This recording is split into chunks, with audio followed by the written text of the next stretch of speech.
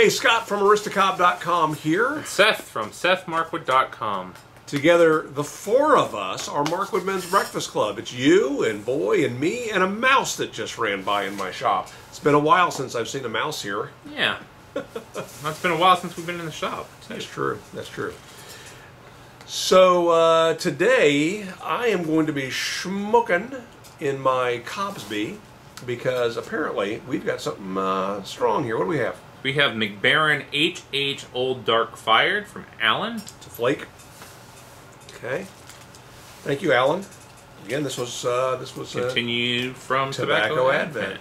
Man, this is the Advent that just keeps giving. Oh. You know what? I'm going to use the other half of your flake. I thought you might want to do that. So, a couple quick topics, and then we're going to get on to the main topic. Actually, one quick topic. All right. So, interesting thing happened the other day. Somebody left a comment on Aristocob.com. Heard of it. You have the ability to leave reviews, but we have it in we're moderating them because we haven't had many people, but there have been a couple people that have gone on there and just trolled us, I Right. guess. Sorry about that, by the way. I'll approve negative reviews. I have no problem with people that are being honest, but you know, people that are just trolling, I don't. And this guy left a 3-star review on, Out of how many? Out of 5, on the homegrown Cobb Foolery Kit. And what he said was, there's no way that these seeds are genuine Missouri Meerschaum seeds. They use dent corn, and the seeds pictured here are sweet corn seeds. Okay. And so one of the things that people do when they leave a comment is they leave their email address. So I copied his email address, went over to to Google, and was Gmail was sending him a response, and it got bounced back as a fake email address. Like, well, great. So I went ahead, copied what I had said to him, and went ahead and altered his comment, just adding beneath it, you know, a note from Scott, and I put my response there. But then I thought, this guy hasn't purchased this. Right. Because if he had purchased it, he would know the seeds he received are not the seeds that are pictured on our website. And even in the description of the product, it says that, like down at the very end, it says, please note, this photograph was taken before we received the actual seeds from Missouri Meerschaum, so these seeds are just stand-ins. Mm-hmm. I just used some corn that I had, and so he didn't read the description. But I thought about that and thought, anybody who's taken the time to write this, I would bet you, has already discussed this on a forum of some sort. So I went and I took some of his words and I searched it on Google, and sure enough, I found the guy on a homegrown tobacco forum.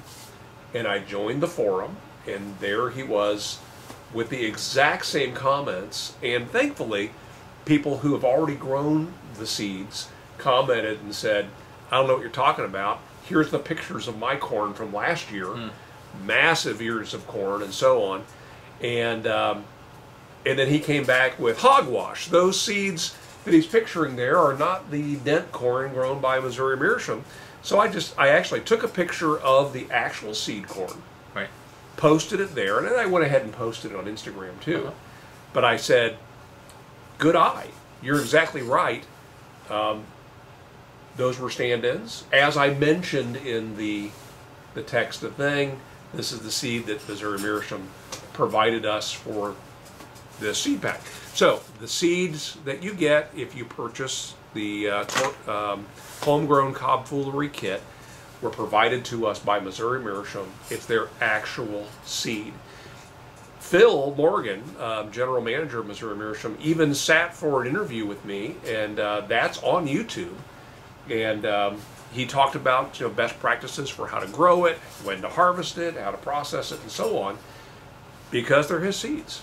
So, anyway, it's kind of an interesting thing.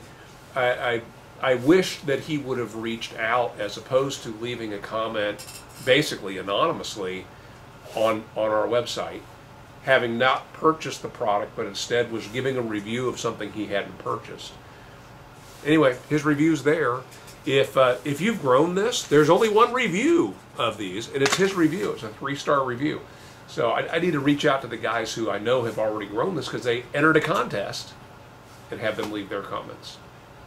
So anyway, it's kind of a weird thing, you know. I just thought it was weird. Can I say something you're not going to like? Go right ahead.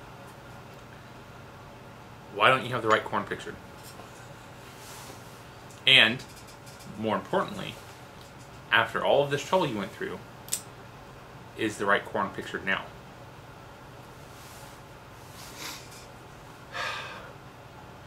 Most of the pictures on our website, I won't say we took professionally, but we set up a bunch of lights and we did kind of a studio, and we took all these pictures for our website.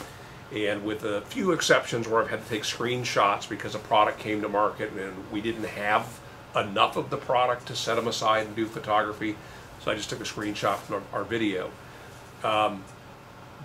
Because I explained the picture, that what you're seeing here is not exactly the picture what you're going to get, I figured I'd covered my bases. But is the picture there now? I don't know. Maybe I added it. I don't think I did. So that... I didn't, no. That's an excellent segue, I think, into what we were going to talk about. Because even though it's not exactly the same, one of the things that has come up over and over and over again in a lot of these people that I've been following, best practices people, communication people, is the fact that our attention is more sparse than ever. It is in higher demand than it has ever been before. And we don't have time to read text beneath a picture if the picture's wrong. We don't, I mean, if I look at this and I say, right, that's wrong, that doesn't match the title, it's wrong, I'm not going to read the text to be corrected. And it was the very last thing I wrote 3 paragraphs down about the picture being wrong. Right. Yeah. No, that's, like I said, I gave the guy credit for noticing that, in fact, those are stand-ins. Yeah, but what would be, I mean, what could be a great business opportunity is, thank you so much for pointing this out.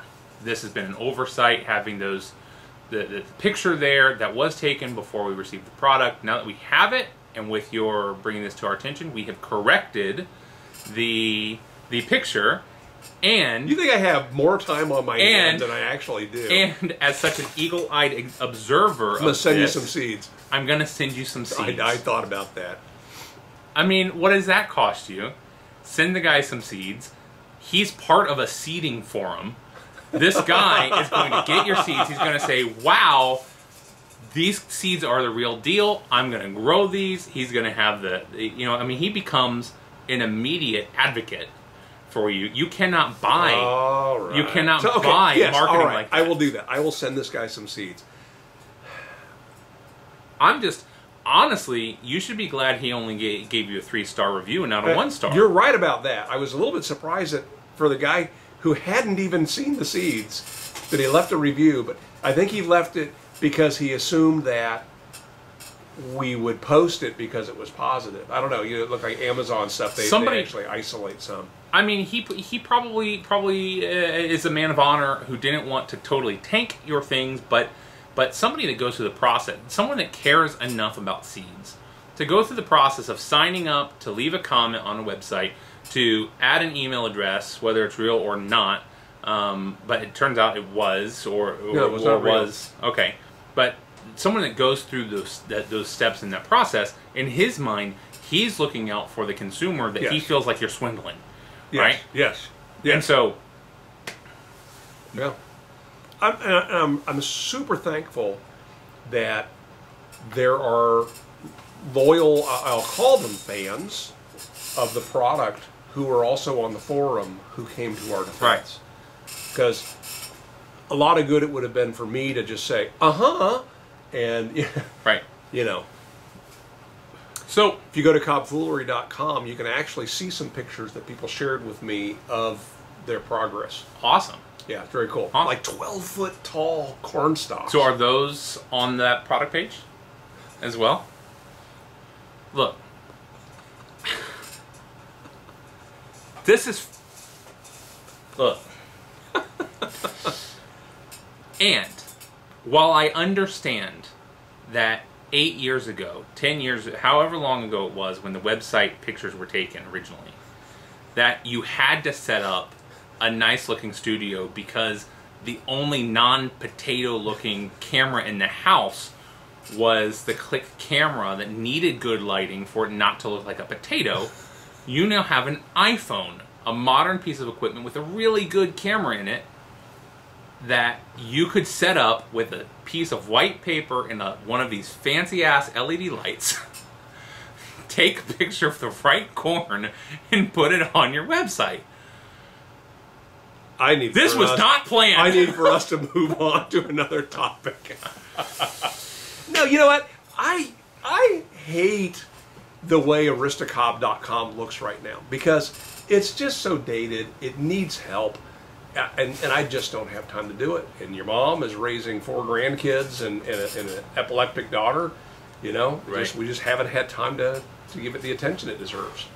Yeah. And it does deserve it. Yeah.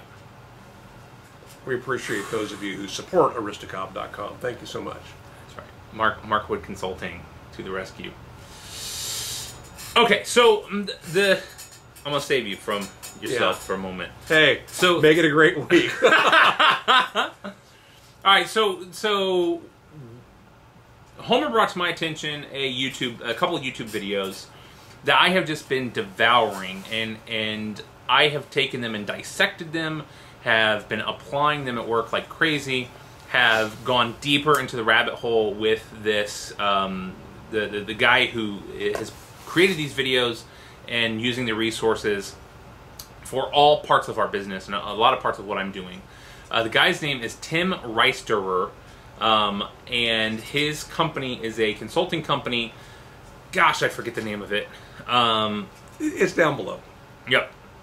And they do research-based sales consulting, and they have a ton of free resources available on their website. They range from infographics to ebooks to videos to webinars, all sorts of free resources on a swath of information, but largely the focus is on the sales process and how to take somebody from not interested to a sale. And then also a little bit beyond, basically that customer journey. And one of the things that has stuck out to me that I think, instead of talking about all of the stuff in these videos, one of the things that has stuck out to me is something called status quo bias. And before we talk about that, you did mention whiteboard. Yeah, and Martin from Over a Pipe, using a whiteboard in his video, we both noticed at the same time that we were both watching Tim's videos, and Tim has also co-authored I think 3 books now, and I own a couple of them. But a big part of what he advocates for is get away from PowerPoint. If you're doing presentations, and ironically enough, part of his presentation is in PowerPoint, and he kind of makes fun of that as well. But the bulk of the impactful information is shared on a whiteboard. Yeah. And it's funny, in my training, I've gone back and forth where I started using a whiteboard, and then once I started to establish the things I'm going to be talking about repetitively, I took the time to create PowerPoint slides with pictures and drawings and things. And then after using those a couple times, I went back to the whiteboard, because there's something natural about sharing the information and disclosing it as it's being brought up. Right. Instead of, all the bullets are already there, or the bullets even coming in on a click. Right. And you can go down some rabbit holes with a whiteboard that you can't go down if you've got a deck of PowerPoint slides already prepared. Yeah, the one thing I appreciate is he's taken a statistical approach to this, and they've done some tests, and about the whiteboard in particular, they determined that using a whiteboard is 15% more memorable than using PowerPoint. And that doesn't sound like a lot, but that is, from a statistics standpoint, an incredible difference. Normally, with statistics, they're dealing in like 2 to 5%. 15% is an incredible jump. And one of the conclusions as to why is because when you're giving a presentation using PowerPoint, it could be anybody's presentation. There is a trigger in our brain that we recognize and respond to authority.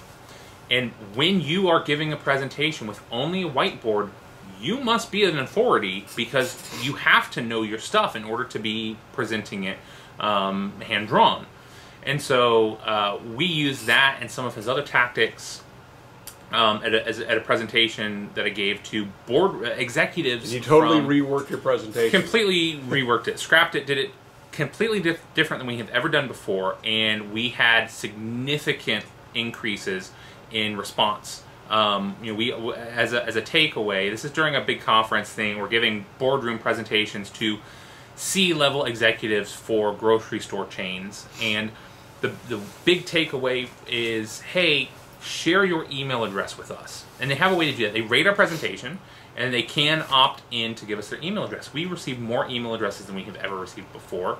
Our score was higher on average than it normally is. Score as in after the event, what did you think of this presentation? Right, so they rate us out of 4 stars, they rate us.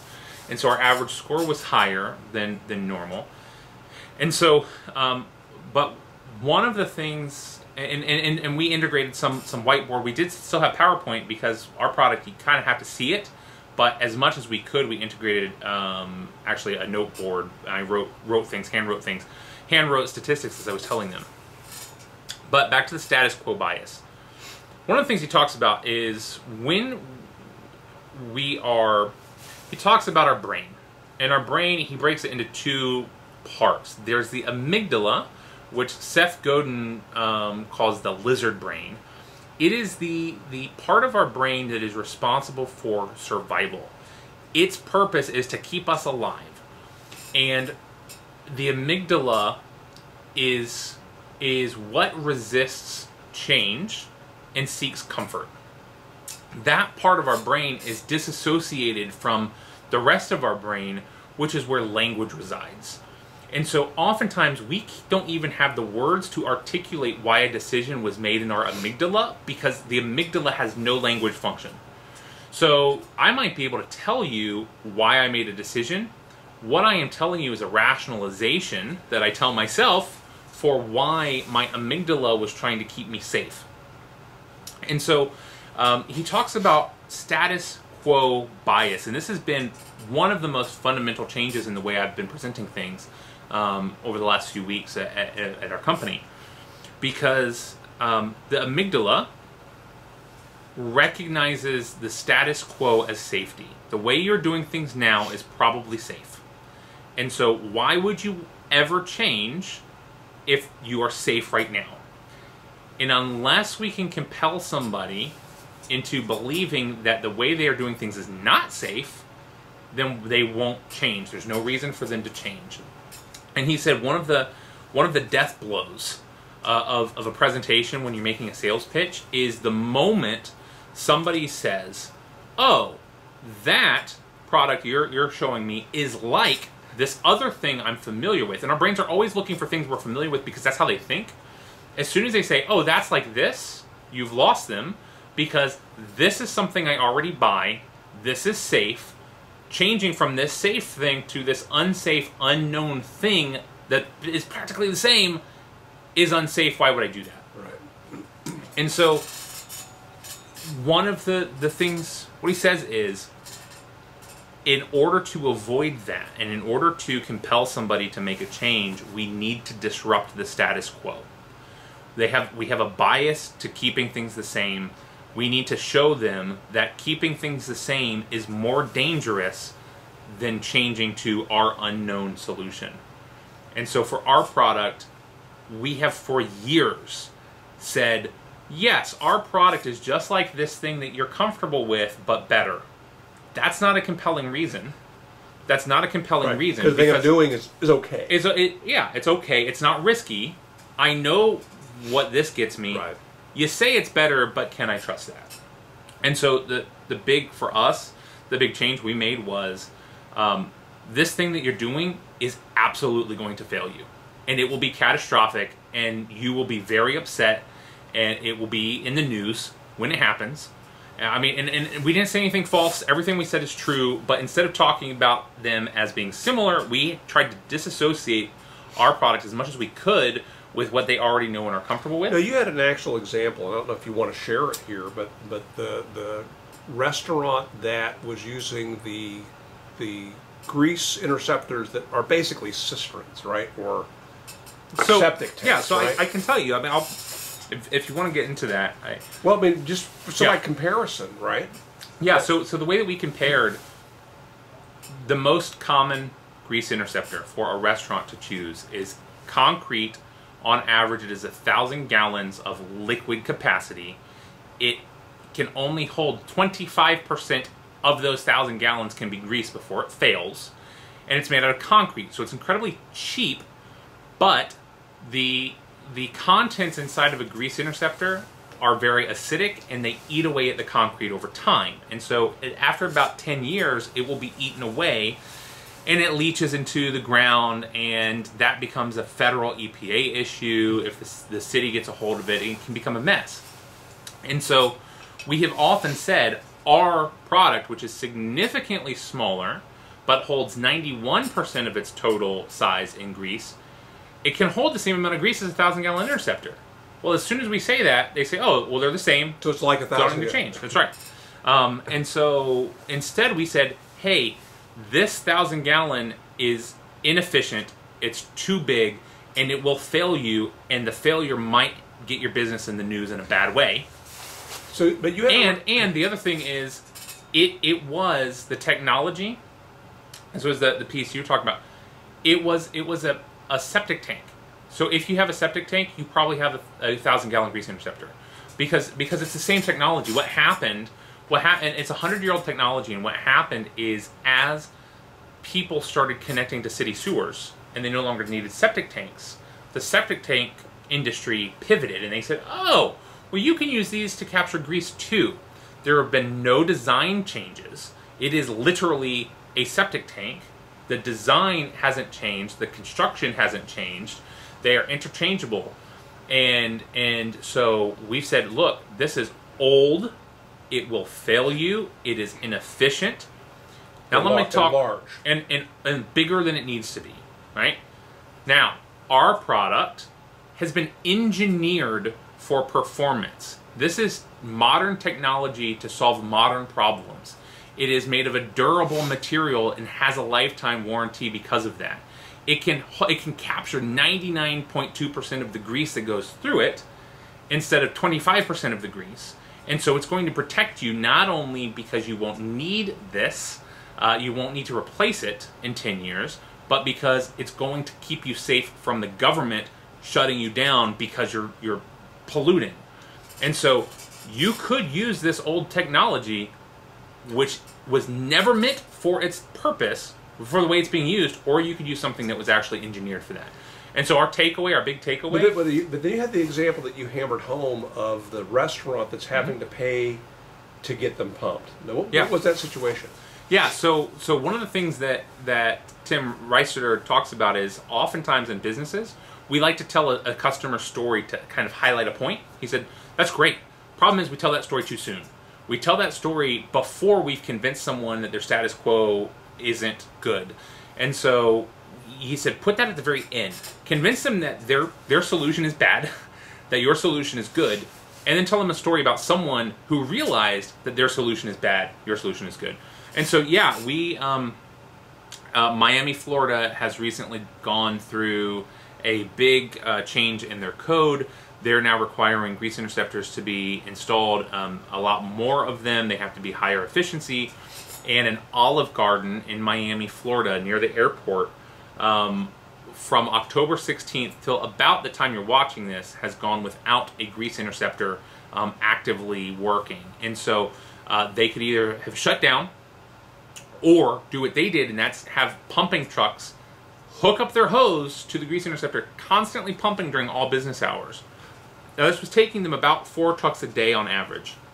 They were paying $1,000 per truckload. So over the course of time, they've spent $350,000 just to keep their doors open.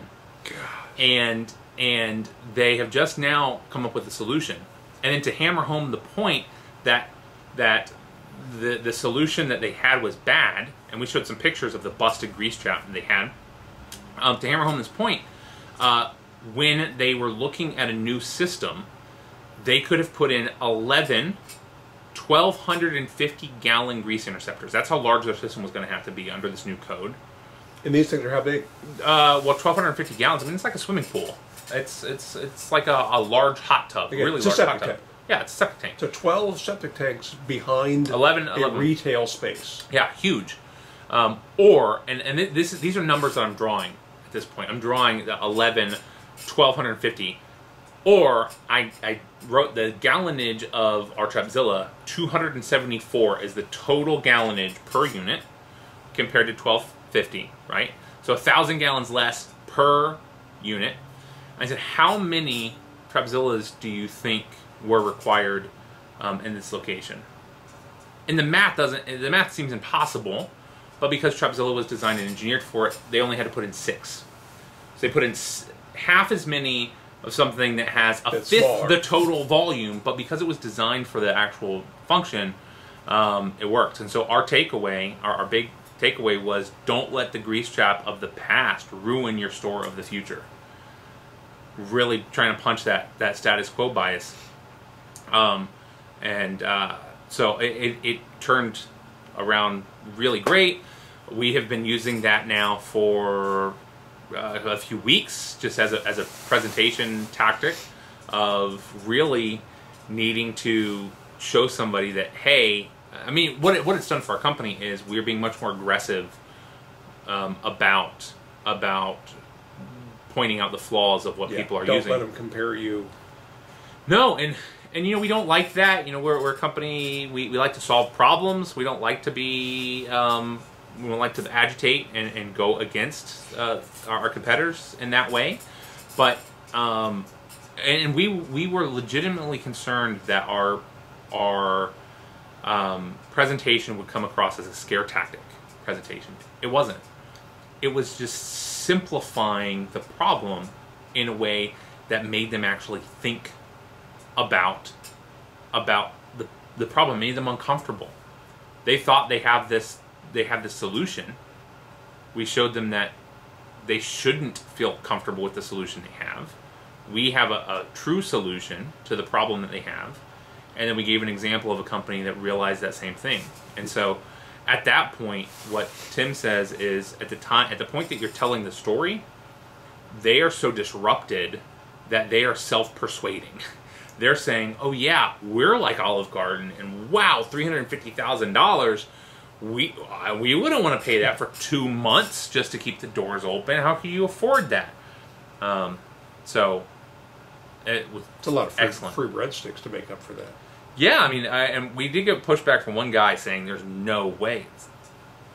Yeah, I mean, that's the reality. It's what they're going through. It's what they've gone through. It's been terrible for them. Yeah, it's been terrible. So what's interesting about this, back when I worked at Shopsmith, my presentations there, where I was an academy instructor, they called us. First thing I did in every location where I worked is I put in a 4-foot by 8-foot whiteboard. And everything I did on a whiteboard. My current job in my training room, I have 2 whiteboards, a 4-foot by 8-foot and another electronic whiteboard. And even though, I gotta admit it, I'm really good at PowerPoint, I hate it. I hate it. Yep. And any time I can, I would rather be working the whiteboard and getting the audience participating and writing things down. Right. We don't do that here, and I think maybe we've missed an opportunity, but this really isn't an educational channel. Right. If it were, then you better believe We don't do PowerPoint either. We'd have a whiteboard Right. here. Yeah. But back to Martin, I think that what he's doing is brilliant, Right. and he's using that as a guide, sort of his agenda for his videos and how they're going to flow. So, Martin, keep doing what you're doing. It's something that I'm also integrating into, or working to get the tools to integrate into webinar presentations. Right, webinar is hard to do a live whiteboard unless the camera is filming a whiteboard, but then your back is to the person you're talking and to. otherwise you're using basically Microsoft Paint type And of drawings. that's essentially. But I have, as soon as I watched this, I got a tool that would allow me to do that, and immediately was able to use it because somebody asked a question. Somebody hopped on a webinar and they asked a question I didn't have a slide for. And I was able to use this tablet that I have and doodle out. It was terrible. Doodle out the solution for them. But you did it. But I did it, and they didn't care that it was terrible. It got the idea across. Yeah, that's great. I want to know about that tablet. Yeah. It's the Boogie Board Sync I use. Board Sync. You can use Wacom tablets, which would be better. I had one, but mine is outdated and won't work on my computer. The Boogie Board Sync is one I bought a long time ago. It's essentially a very flat sheet of paper with it feels like a sheet of paper. It's flat. It's a doodle board, but you can save things to its hard drive, connect via Bluetooth to your phone or computer, and it will download those pages you have drawn. Okay. So, but it has the ability to plug in and be used as a doodle pad. We're not ready to talk about another new technology that we're both experimenting with that we're really excited about. And coming soon, we will talk about it. But it's not too far off of this topic. And I think if you do anything like we do, if you share things with people, I think you're going to like it too. So look forward to that. I'm assuming if you watch this far that you're interested in this sort of thing. So thank you for sticking with us, the two of you. But yeah, I wanted to have this conversation with you and thought it might be interesting. So thanks for sharing. Absolutely. What did you think of the tobacco? And I think we've smoked this before. Yeah, I liked it. Yeah. It's right up my alley. What do you think of it? Yeah, you know. Yeah, it's not up your alley, but that's fine. Smoked it. Yeah, I thought I smoked it. So that was great. All right, guys, thank you for your time today, and I'll just wrap it up. Make it a great week, and we'll see you next week. See ya.